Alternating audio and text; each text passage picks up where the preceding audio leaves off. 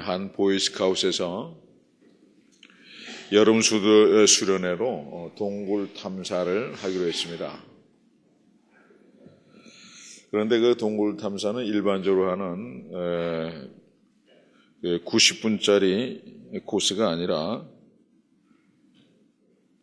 6시간짜리, 그러니까 천연 동굴이죠. 그런 것을 하기로 했습니다. 그런데 그 대원들은 처음 들어가는 곳이니까 뭐 불빛도 없고, 그래서 헬멧을 쓰고 주먹만한 그 헤드라이트라고 그러죠. 보다 랜턴이라고 그럽니다만은 그걸 갖다 여기다 이마에다 달고 말이죠. 그렇게 가고, 또 그거 외에는 불빛이라고는 없었습니다. 가다가 보니까 때로는 넓은 지역을 지날 때도 있지만 때로는 너무 좁아서 배를 땅바닥에 깔고 그리고 겨우 지나가는 그런 곳도 있었습니다. 그렇게 해서 약 3시간가량을 그 동굴을 탐사하고 이제 다시 약 3시간을 나왔습니다. 그리고 출발하려고 차를 탔는데 소년 하나가 보이지 않는 거예요. 맥스라는 이름의 소년이 안 보였습니다. 탐사 시작 전에 교육을 많이 했습니다. 절대로 사람과 사람 사이에 떨어지지 말라. 가까이 꼭 붙어 다니라. 위험하다. 그럼에도 불구하고 실종된 겁니다. 그 맥스라는 소년이 실종된 경위는 이렇습니다. 중간에 나오다가 잠시 앉아서 일행이 전체 쉬는데 이 맥스라는 소년이 가방에서 등에 메고 있던 가방에서 캔디바 말하자면 과자를 하나 꺼내 먹고 싶어가지고 잠시 벗었어요. 그러고 나서 그걸 먹고 나서 출발을 했는데 가다가 보니까 한 60초? 1분도 안 된 거리만큼 갔을 때 생각하니까 가방을 두고 온 거예요. 얼마 되지 않는 거리죠. 그래서 이 소년이 가져와야 되겠다. 그래서 되돌아갔습니다. 보니까 있어요. 틈 사이에 있는 걸 손을 이렇게 집어서 꺼내려고 하는데 이 머리가 그 옆에 있던 잘 안 보이지만은 바위에 탁 부딪혔고요. 그러고 나니까 그 랜턴이 그냥 깨져버렸습니다. 이거 깜깜해진 거죠. 여러분, 그 깜깜하다는 게 아무 빛도 없을 때 정말 깜깜할 때 한번 가보신 경험들 계십니까? 동서남북 어디 가든지 아무것도 안 보입니다. 그런 상황이었어요. 그래서 소리를 치고 했지만 아무도 또한 대답도 해주지 않았습니다. 그런 동안에 사방을 더듬으면서 이렇게 만지면서 길을 찾으려고 했지만은 벽뿐이었고 어디가 어딘지 도무지 알 수가 없었습니다. 완전한 어둠 속에 갇혔습니다. 그리고 혼자였습니다. 그러니까 소년이니까 울기를 시작했어요.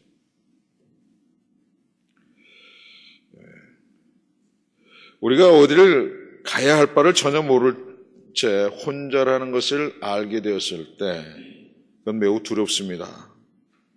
이 맥스라는 소년은 10시간 가까이 그렇게 실종 상태에 있었는데 까닭은 수색조가 이 아이를 찾으려고 갔던 경로를 따라서 쭉 가는데 아이가 보이질 않는 거예요.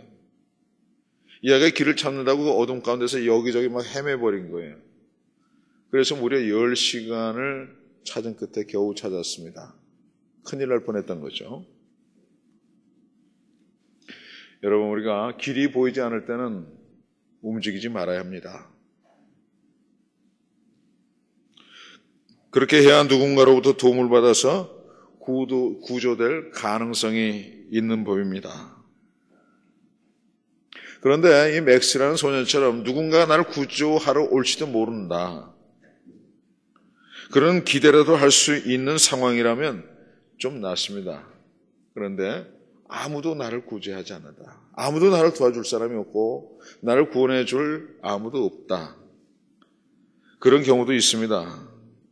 그럴 땐 과연 우리가 어떻게 해야 하겠습니까? 성경에는 그런 예들이 참 많이 나옵니다. 그 대표적인 예가 누구냐면 바로 욥이라는 사람이에요. 욥기 1장 1절로 시작되는 말이 이렇습니다. 우수 땅에 욥이라 이름하는 사람이 있었는데 그 사람은 순전하고 정직하여 하나님을 경외하며 악에서 떠난 자더라. 그 소생은 남자가 7이요 여자가 3이며 그 소유물은 양이 7천이요 약대가 3천이요 소가 500결이요 암나귀가 500이며 종도 많이 있었으니 이 사람은 동방 사람 중에 가장 큰 자라. 그런데 이 사람이 어느 날 갑자기 망해버린 거예요.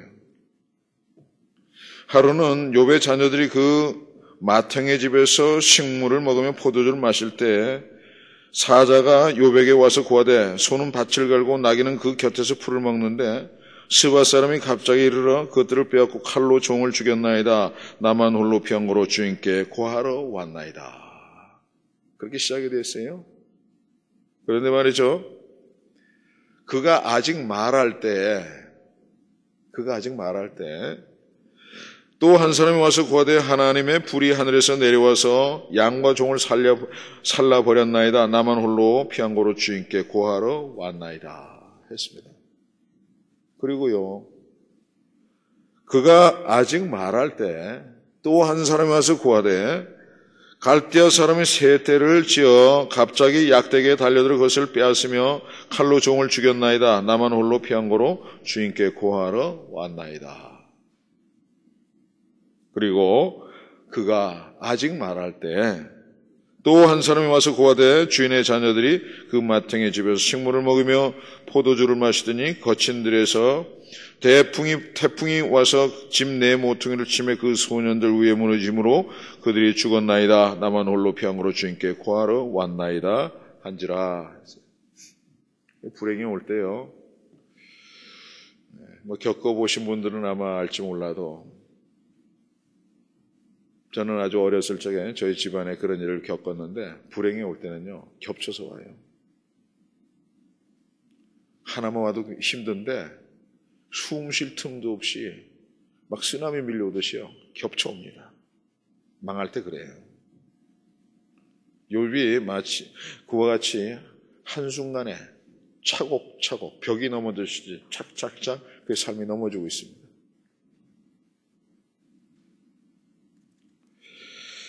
그렇게 졸지에 망했습니다.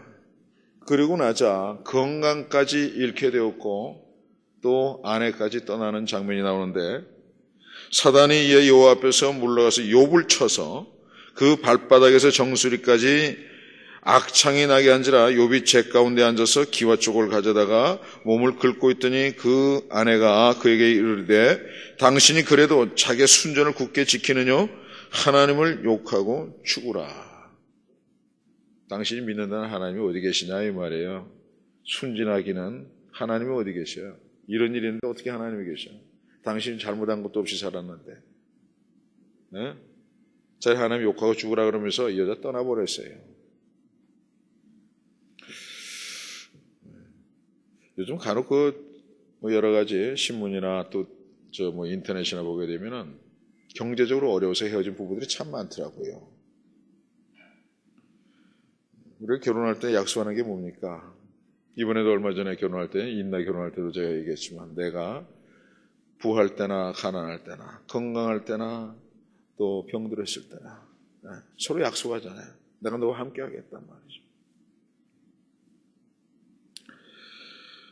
그리고 아이들 놔두고 가버리면 안 되죠. 한 영혼을 그 목에다가 연자 맷돌을 매서 물속에 바닷속에 빠치는 것처럼 하는 거는 지옥을 면치 못한다고 되어 있습니다. 절대로 그런 일이 있어서는 안 돼요. 아내가 떠나가 버렸어요. 얼마나 슬프겠습니까? 그런 자신을 향해서 욥이 한탄하는 장면이 나오는데 그 탄식의 제목이 뭐냐면 였었더라면, 꼭 노래 제목 같아요. 였었더라면. 무려 16번이나 나옵니다. 볼까요? 그 후에 욥이 입을 열어 자기의 생일을 저주하니라. 생일을 어떻게 저주하느냐면 욥이 말을 내어 가로되 나의 난날이 멸망하였었더라면, 나무를 베었다 하는 그 밤도 그러하였었더라면, 유암과 사망의 그늘이 그날을 자기 것이라 주장하였었더라면, 그날이 캄캄하였었더라면, 하나님이 위에서 돌아보지 마셨더라면, 빛도 그날을 비추지 말았었더라면, 구름이 그 위에 덮였었더라면, 낮을 캄캄하게 하는 것이 그날을 두렵게 하였었더라면, 그 밤이 심한 어둠에 잡혔었더라면, 해의 날수 가운데 기쁨이 되지 말았었더라면, 달의 수에 들지 말았었더라면, 그 밤이 적막하였었더라면, 그 가운데서 즐거운 소리가 일어나지 말았었더라면, 나를 저주하는 자 곧 큰 악을 격동시키기에 익숙한 자가 그 밤을 저주하였었더라면, 그 밤에 새벽별들이 어두웠었더라면, 그 밤이 광명을 발할지라도 얻지 못하며 등불을 보지 못하였었더라면 좋았을 것을. 내가 이 세상에 태어난 게 너무 한탄스러울 정도로 고통스러웠다는 그런 뜻입니다. 그러면서 그 고통의 상태를 이렇게 해석합니다. 나는 먹기 전에 탄식이 나며 나의 앓는 소리는 물이 쏟아지는 것 같구나. 나의 두려워하는 것이 내게 임하고 나의 무서워하는 것이 내 몸에 미쳤구나. 평강도 없고 안온도 없고 안식도 없고 고난만 임하였구나. 제가 요새 간혹 가다가 나이가 들어서 그런지 밥을 먹으려고 그러면요, 힘이 들어요. 숟가락 들기가 힘이 들 때가 있습니다. 그래서 물을 한 모금 마시고 먹으면 좀 나아요. 그러면서 그럴 때마다 생각하는 게, 나이 드신 분들이 식탁 앞에 앉아가지고 끙끙 앓는 소리 내는 게 바로 이런 거구나. 젊은 사람들, 노인네들 그러는 거 잘 살피세요. 자기도 언젠가 그렇게 됩니다. 응. 그런데 이 사람은 얼마나 몸이 아팠는지 숟가락 들 힘조차 없었고 너무나 고통스러웠다, 이런 뜻입니다. 그리고 그런 상황을 이렇게 또한 해석합니다. 하나님 그가 내 길을 막아 지나가지 못하게 하시고 내 첩경에 흑암을 두셨으니, 나의 영광을 벗기시며 나의 멸관을 머리에서 취하시고 사면으로 나를 허르시니 나는 죽었구나. 내 소망을 나무 뽑듯 뽑으시고 나를 향하여 진노하시고 원수같이 보시는구나. 이 욥의 절망은 뭐냐면 하나님이 없다는 거예요. 간단히 얘기했지만 친구들이 3명이나 와가지고 일주일 동안은 가만히 있어줘서 같이 침묵으로 위로해 줬지만 그 다음부터 비난하기 시작합니다. 너 분명히 뭐가 잘못한 게 있는 거야. 이 꼴이 뭐냐. 넌 분명히 하나님께 벌 받은 거다. 하나님이 계시다면 이럴 수가 있느냐 말이죠. 또 욥 또한 마찬가지예요. 지금 조금 전에 말씀드린 것이 하나님이 계시다면 그런 일이 있을 수가 없다는 겁니다. 여러분, 집안이 망하고 모든 것이 다 허물어지고 그럴 때 얼마나 비참한지 몰라요. 제가 고등학교 1학년 때 저희 집안이 망했습니다. 망했다는 게 어느 정도냐면 갑자기 산동 내려갔고요. 얼마 후에 보니까 내 여동생은 어디 공장에 간다고 가고 없어요. 어머니 아버지도 잘 안 보여요.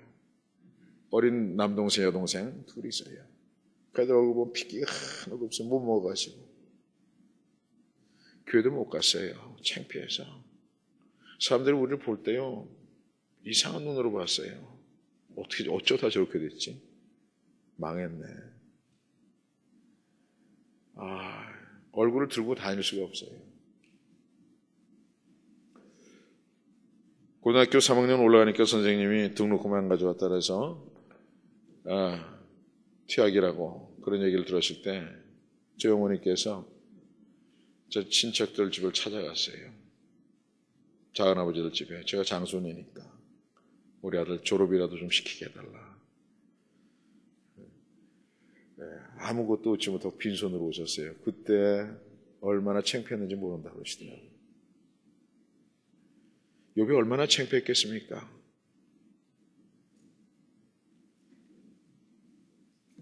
그런 고난을 받았어요.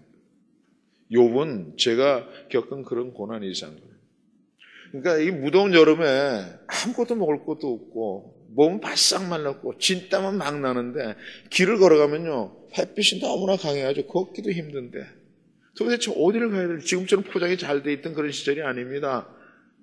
먼지가 풀풀 나는 길을 갔다가 마른 목을 가지고 지나가다 보면요 그 비참함이라는 건 말할 수가 없어요.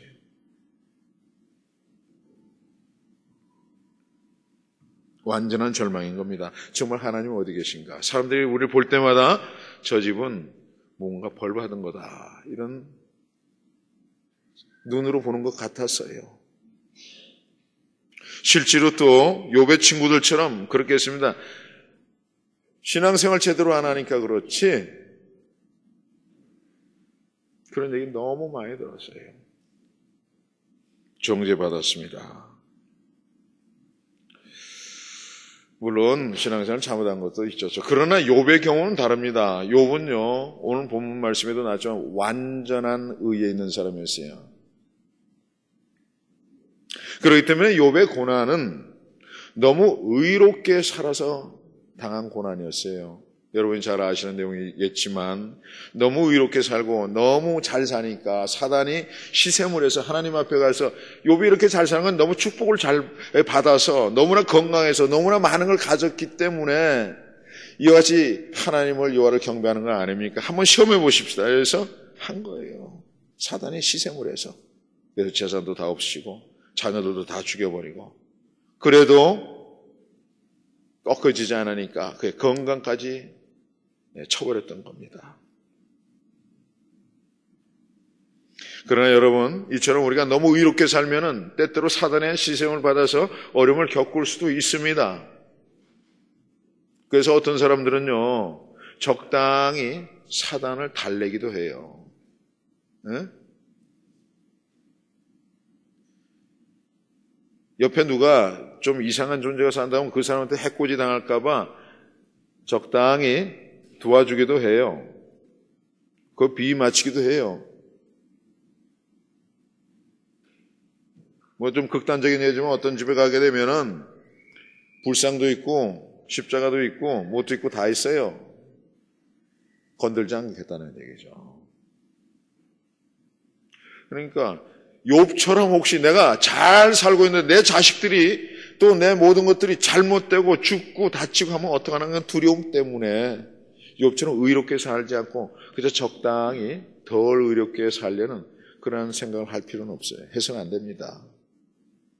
왜 그렇습니까? 좀 이따 얘기를 들어보면 그렇습니다. 그게 다가 아니라는 이유 중에 하나가요. 하나님의 말씀에 불순종하다가 고난당하는 경우도 있습니다. 그게 누굽니까? 바로 요나입니다. 하나님께서 요나에게 사명을 주셨죠. 니느웨 가서 복음을 전하라. 근데 그게 싫어가지고 그 사람들이 싫어서 마치 우리들은 일본 가서 독도 가지고 자꾸 시비 거는 그들 꼴 보기 싫잖아요. 거기 가서 복음 전하라. 내가 거기 가서 왜 전합니까? 싫습니다. 하는 것처럼 도망가 버렸어요. 불순종했습니다. 그러다가 하나님의 진노를 받아가지고 바닷속에 빠지게 됐고 커다란 물고기 뱃속에 들어가 버리게 된 그런 경우도 있습니다. 불순종하다가 당하는 고난이죠. 반면에 말씀에 순종하다가 다 고난을 당하는 경우도 있습니다. 대표적인 경우가 바울과 실라입니다. 바울과 실라 이 두 분은 빌립보라는 곳에 가서 복음을 전하는데 귀신 들린 여자가 하나 쫓아다니면서 계속 속살리고 귀찮게 하는 거예요. 말씀을 전하지 못하게 하는 거예요. 이 사람들은 하나님의 거룩한 자다 해보면서 말이죠. 말이야 맞는 얘기인데 그 방해하려고 덤비는 거거든요.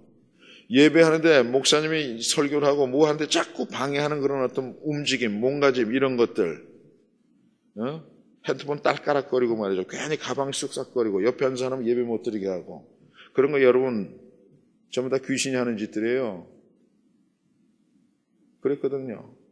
언젠가 목회 쪽에 자주 말씀드렸던 얘기입니다만은 제가 그 신학대학 다닐 때 보면 일주일에 한 번씩 예배 드리거든요. 체프를 하는데 굉장히 많이 모이죠. 학생들 전부 모이는 거예요. 근데 맨 앞에 어떤 여자분들이 신학생인 것 같아요. 뭐 교육과 쪽인지 몰라도. 여자. 목사님이 설교를 못해요. 전능하신 하나님께서 오늘 여러분에게 아멘! 말도 끝나기도 전에 오늘 우리 가운데 임재주시고 아멘! 아멘! 계속 아멘이야. 그러니까 한 번은 다른 목사님들 얘기하는데 어느 목사님 좀 깡라고가 있으시더라고요. 그거 좀 조용히 하라고 말이에요. 소용없어요. 여러분 그런 식으로 방해하는 거 이거는요 귀신들이 하는 짓이에요.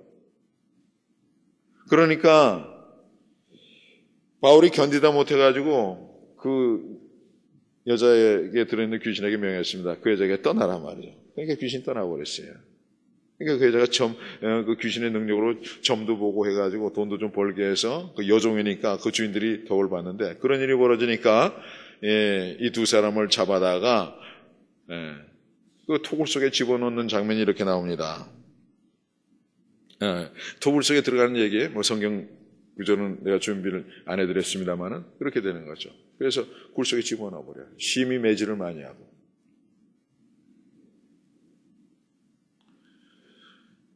그런데 이들 세 사람, 그 다음에 요나, 이 바울 일행, 이 세 사람들 모두 다 결국은 그 어두움 가운데서 벗어나고 맙니다. 과연 어떻게 했기에 그와 같은 일이 있었느냐 하는 거죠. 욥의 경우를 보면요.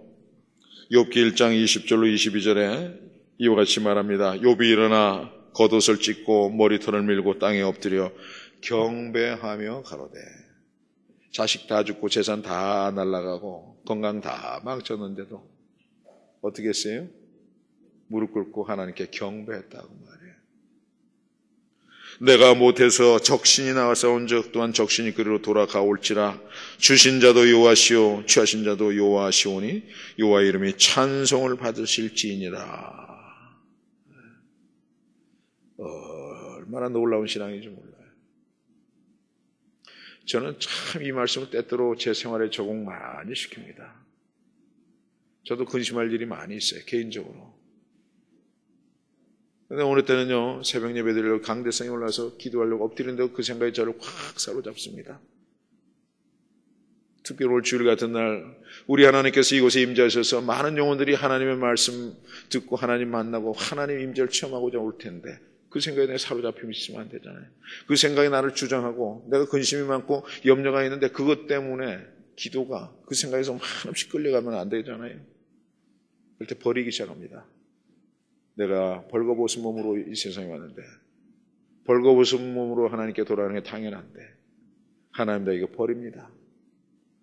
이런 미혹의 영은 내게서 물러가 떠나갈지어다. 기도합니다. 그 하나님의 영에 사로잡히기 시작해요. 여호와 이름이 찬송을 받으실지니라 하고 이 모든 일에 욥이 범죄하지 아니하고 하나님을 향하여 어리석게 원망하지 아니하니라.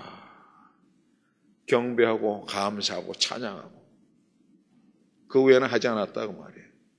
행여라도 입술로 여호와의 이름을 부지불식간에 하나님 왜 이렇게 됩니다? 이런 얘기조차도 하지 않았다는 거예요. 하나님께서는요, 내 귀에 들린 대로 너에게 행하리라 말씀하셨어요. 민수기에 보면 나옵니다. 이스라엘 백성들이 두어 달가량 애굽에서 나가지고 광야를 지나가지고 이제 첫 번째 가나안 땅에 들어가고자 했을 때 그것을 탐색해 보니까 거인들이 살고 말이죠. 철병거를 가지고 있고 그래서 그걸 못 들어가겠다.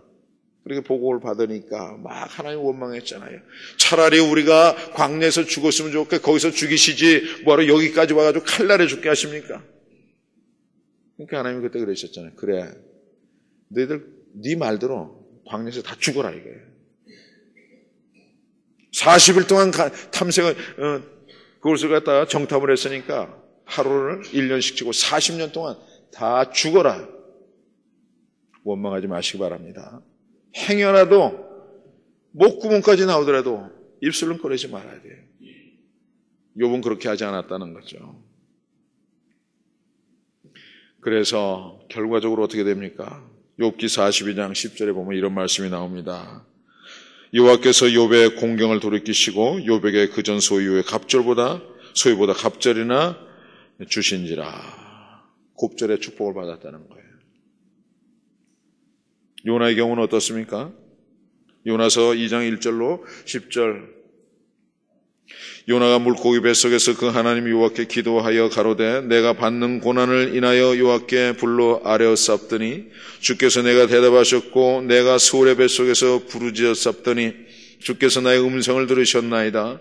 주께서 나를 깊음 속 바닷 가운데 던지셨으므로 큰 물이 나를 둘렀고 주의 파도와 큰 물결이 다 내 위에 넘쳤나이다. 내가 말하기를 내가 주의 목전에서 쫓겨났을지라도 다시 주의 성전을 바라보겠나이다 하였나이다. 물이 나를 둘렀으되 영혼까지 하였사오며 기품이 나를 에웠고 바다풀이 내 머리에 쌌나이다. 내가 산의 뿌리까지 내려갔사오며 땅이 그 빗장으로 나를 오래도록 막았사오나 나의 하나님 여호와여 주께서 내 생명을 구덩이에서 건지셨나이다. 내 영혼이 내 속에서 피곤할 때 내가 여호와를 생각하였사옵더니 내 기도가 주께 이르렀사오며 주의 성전에 미쳤나이다. 무릇 거짓되고 헛된 것을 숭상하는 자는 자기에게 베푸신 은혜를 버렸사오나 나는 감사하는 목소리로 주께 제사를 드리며 나의 소원을 주께 갖겠나이다. 구원은 여호와께로 말미암나이다 하니라. 여호와께서 그 물고기에게 명하심에 요나를 육지에 토하니라. 아멘. 바울과 실라의 경우는 이렇습니다. 무리가 일제히 일어나 송사하니 상관들이 옷을 찢어 벗기고 매로 치라 하여 많이 친 후에 옥에 가두고 간수에게 분부하여 든든히 지키라 하니 그가 이러한 영을 받아 저희를 깊은 옥에 가두고 그 발을 착고에 든든히 채웠더니 밤중쯤 되어 바울과 실라가 기도하고 하나님을 찬미하며 죄수들이 듣더라. 이에 호련히 큰 지진이 나서 옥터가 움직이고 문이 곧 다 열리며 모든 사람의 매인 것이 다 벗어진지라. 아멘. 이들 세 사람이 이야기에서 우리가 발견할 수 있는 공통점은 과연 무엇입니까? 찬양과 기다림과 기적입니다. 먼저 우리가 찬양을 생각해 보면요, 과연 무엇에 대한 찬양인가 하는 겁니다. 그것은 어떤 경우에든지 구원은 하나님께로 말미암는 것이라는 찬양인 겁니다. 그들은 그걸 깨달았던 겁니다. 시편 62편 5절에도 보면 나의 영혼아 잠잠히 하나님만 바라라 대저 나의 소망이 저로 솟아 나는도다. 그렇기 때문에 그들은 어둠 속에 있음에도 불구하고 오히려 여호와 하나님을 찬양했고 또 감사하고 했습니다. 감사할 수 없는 걸 감사한 거예요. 그렇기 때문에 여러분 어려운 일이 있을 때 하나님의 뜻이 어떻게 될지, 나중에 곱절로 주실지, 아니면 물고기 뱃속에서 나를 토하게 하시는 놀라운 일을 하실지, 아니면 승리하게해서 빌립보성을 얻게 하실지 우리는 아무것도 몰라요. 지금 당장 어둠 속에 있다고 불평하지 말고 오히려 우리는 이해할 수 없지만 하나님께 무조건 하고 감사부터 해야 되는 거예요. 하나님 병을 주셔서 감사합니다. 하나님 망하게 하셔서 감사합니다. 하나님 어려움을 주셔서 감사합니다. 하나님 모욕당하게 해서 감사합니다. 하나님 사람들이 나를 떼놓고 나를 갖다 멀리하고 나를 따돌려서 감사합니다. 감사할 수 있기 바랍니다. 어떤 일이 올지 몰라요.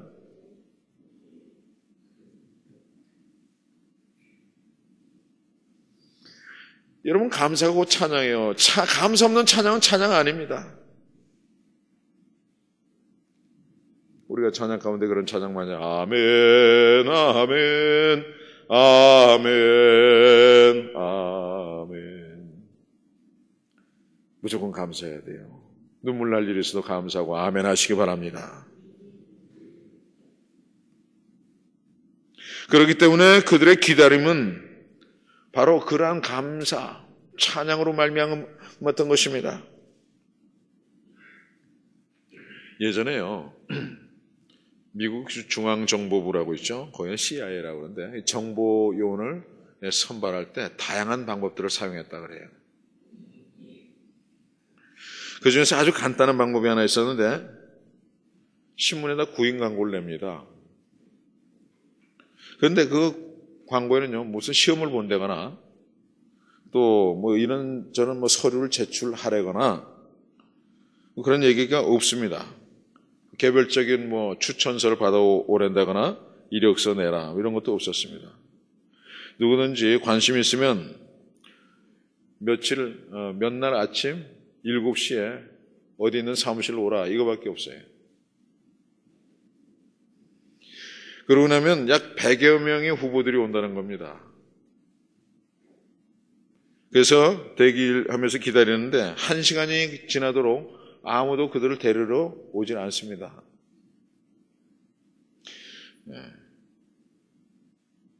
다시 또 1시간쯤 오게 되면은 참을 수 없는 후보자들 가운데는 불평이 나온다는, 아니 사람 여기까지 오라 해놓고 장난하는 거 놀리는 거 하면서 화를 내면서 간다는 거죠. 오후 1시쯤 되면요 반수 이상이 문을 꽝 하고 닫으면서 가버린대요. 오후 5시쯤 되면 4분의 1 정도 남고 다 가고 없답니다.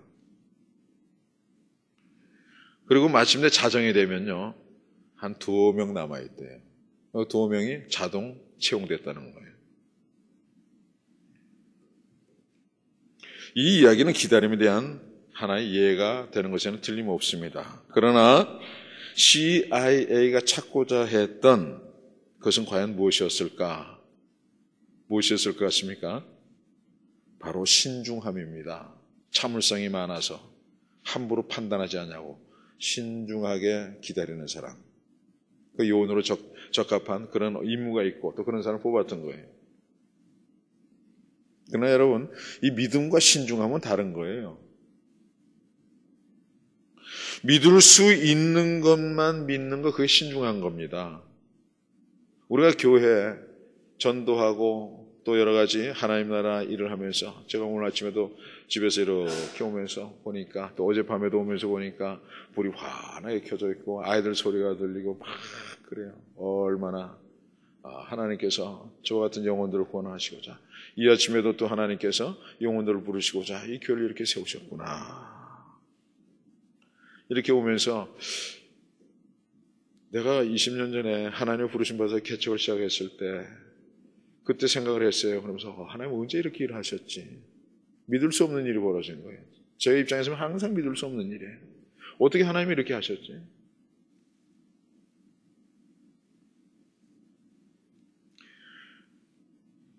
제가 목회를 처음 시작한다 그러니까 목사님들이 다 말렸어요. 아유, 직장도 좋고 여러 가지로 조건이 좋은데 열심히 돈 벌어서 장로하라고 말이죠. 근데 어느 날 가서 덜커덩 집 팔아버리고 교회 한다고 또 하니까 교회 세운다고 하니까 얼마나 황당합니까? 무모하고 신중하지 못하죠. 여러분, 믿음 가진 사람은 신중한 사람이 아니에요. 믿음이라는 것은요, 믿을 수 없는 것을 믿고 기다리는 겁니다. 그렇기 때문에 교회에서 어떤 계획을 하고 영적인 좋은 일들을 우리가 계획하고 기도하고 할 때는요, 신중한 사람들은 신중한 얘기를 합니다. 이래서는 안 됩니다. 이 계산을 다 해봅니다. 안 된다는 거죠. 여러분, 그건 신중함이지 그건 믿음이 아니에요. 히브리서 11장 1절 2절 그리고 6절을 이렇게 말씀하고 계십니다. 믿음은 바라는 것들의 실상이요 보지 못하는 것들의 증거니 선진들이 이로써 증거를 얻었느니라. 믿음이 없이는 기쁘시게 못하나니 하나님께 나아가는 자는 반드시 그가 계신 것과 또한 그가 자기를 찾는 자들에게 상 주시는 이심을 믿어야 할지니라. 아멘. 여러분, 그런데 그와 같은 믿음의 기다림에는요, 뭐가 있느냐 하면 기적이 있어요. 신중한 사람에게는 절대 기적은 없습니다. 신중한 결과만 있죠. 그러나 믿음의 사람에게는 기적이 있어요. 그런 기적을 수없이 체험한 다윗의 고백을 우리가 봅니다. 시편 40편 1절로 6절입니다. 내가 여호와를 기다리고 기다렸더니 귀를 기울이사 나의 부르짖음을 들으셨도다. 나를 기가 막힐 웅덩이와 웅덩이에서 끌어올리시고 내 발을 반석에 두사 내 걸음을 견고케 하셨도다.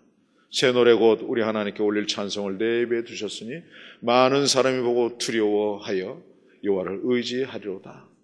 여호와를 의지하고 교만한 자와 거짓에 치우친 자를 돌아보지 아니하는 자는 복이 있도다. 여호와 나의 하나님이여, 주의 행하신 기적이 많고 우리를 향하신 주의 생각도 많도소이다. 내가 들어 말하고자 하나 주의 앞에 베풀 수도 없고 그 수를 셀 수도 없나이다. 아멘. 동굴 속에서 맥스를 구한 것은 기적이 아닙니다. 사람들의 노력과 수고의 결과일 뿐입니다. 기적이란 하나님께서 행하신 것을 말합니다. 예수께서 행하신 모든 이적과 표적들이 그런 것들입니다. 예루살렘 성내에 있는 베데스다 연못가에 기적을 하염없이 기다리던 병자들이 있었고, 우리 주님 예수께서는 그곳에 스스로 먼저 찾아가신 일이 있었습니다. 구원을 기다리는 그런 이들을 찾아가셨습니다. 그런데 그들 가운데 무려 38년 동안이나 어둠 같은 고통 속에서 구원을 기다렸던 중풍병자가 있었고, 예수님은 그를 만나서 네가 낫고자 하느냐 물으셨고, 그는 낫기를 원합니다 대답했고, 그러자 예수께서 내 이지로 일어나서 침상을 두고 걸어가라 하셨고, 그러자 그에게 힘이 생겨서 그 병이 낫고 일어나 걸어갔던 사건이 있습니다. 여러분, 바로 그게 기적이에요.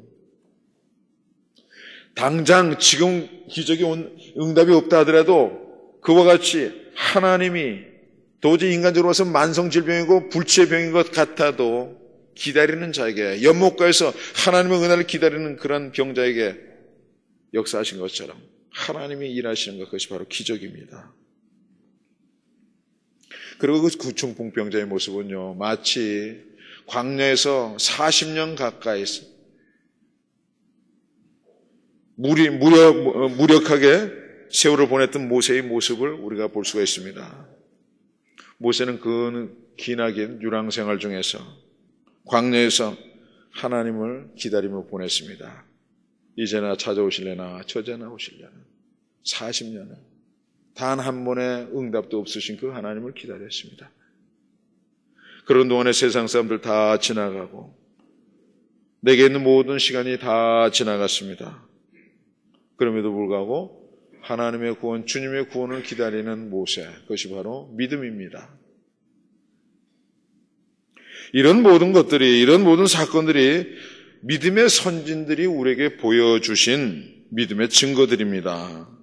오늘 본문이 바로 그것을 말하고자 하는 겁니다. 오늘 130절에 주의 말씀을 열무로 우두한 자에게 비추어 깨닫게 하나이다. 열무로 되어 있어요. 연다. 이 연다는 말은요, 영어로 표현해서 오픈한다 이런 게 아니죠. 뭐 가게 하나 해놓고 오픈한다 그러잖아요. 연다. 오픈 your book 그러잖아요. 선생님들이 책 열어. 영어 선생님이 그러죠. 네. 오픈 your book. 열라. 근데 그 뜻이 아니에요. unfold란 말을 씁니다. unfold. 우리가 뭔가 끈을 갖다 이렇게 묶잖아요. 이거 타이다 그래. 타이 한다 그러죠. 넥타이, 타이. 묶는다 이거.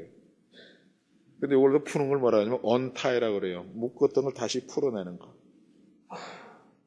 전화기도 옛날에 폴더 전화기가 있었죠. 이게 딱 접었다가 쫙 폈다가 폴더. unfold라는 건 뭐냐면은 다시 열어준다는 거예요. 접었던 것을 다시 열어준다는 거예요. 무슨 의미입니까? 우리가 언젠가 하나님으로부터 은혜를 받았습니다. 은혜의 공고를 받았습니다. 하나님 나를 도와주셨습니다. 은혜를 받으라고 나에게 채쪽하셨습니다. 근데 내가 그것도 거부했어요. 귀한 줄 모르고 던져버렸어요. 내 기도하는 그 시간 내게는 가장 귀하다. 너무 귀해요. 귀하지. 그 찬양할 때 여러분 그 말씀 들 때 뭐가 와요? 하나님이 야, 너 기도해서 은혜 받으라고 내가 말씀 주시잖아요. 근데 딱 접어버려요.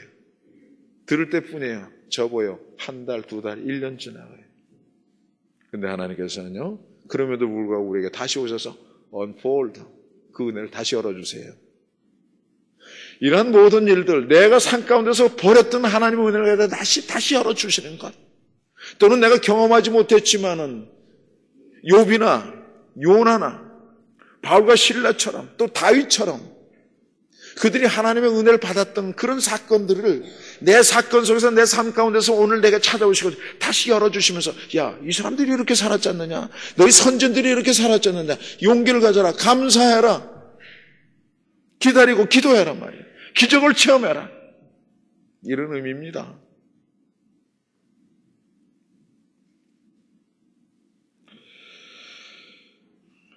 그래서 주의 말씀을 열무로 우둔한 자에게 비추어 깨닫게 하나이다. 이 우둔한 자는 심플이라는 단어를 써요. 단순한 사람들에 참 우리는 뭔가 복잡한 것 같아도요 참 단순한 게 있죠. 뭐 욕심에서는 굉장히 단순합니다. 욕심에 끌리면요 이것저것 눈에 뵈는 게 없어요. 그럴 때 보면 저게 배운 사람 맞아, 학식 맞아, 박사? 말짱 꽝이네. 우둔함이 그로부터 옵니다. 그렇기 때문에 129절에 이렇게 말합니다. 주의 증거가 기염으로 내 영혼이 이를 지키나이다. 그런 선진들의 증거가 너무나 기이합니다. 너무 원더로스합니다. 원더가 얼마나 원더가 아니고 하나님의 은혜가 너무나 성경에 보니까 기이합니다. 그 말이에요.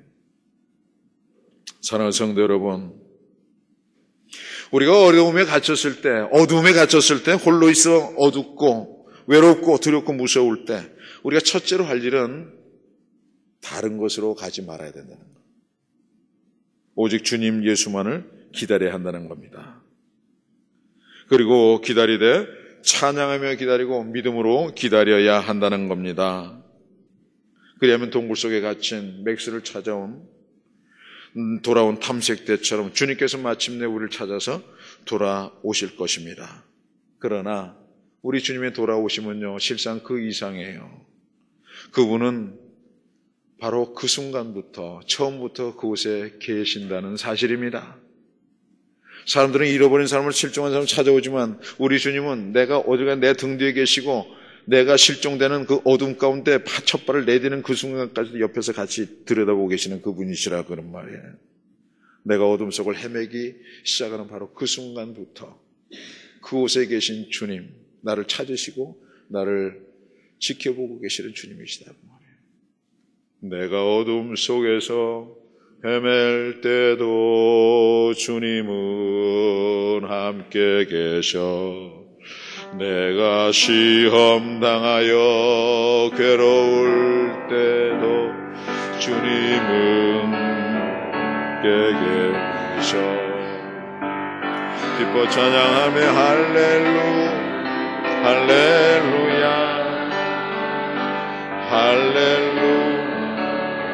할렐루야. 우리 모두 찬양 할렐루야. 주님 나와 함께 계시네. 내가 은밀한 곳에서 기도할 때도 주님은 함께 계셔. 내가 아무도 모르게 선한 일 많이 하십시오. 없는 자에게 도우시기 바랍니다. 기뻐 찬양하며 할렐루야.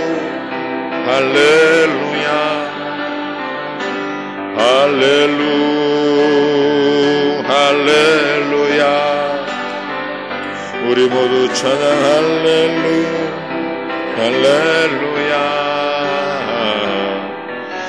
주님 나와 함께 계시네. 힘이 없고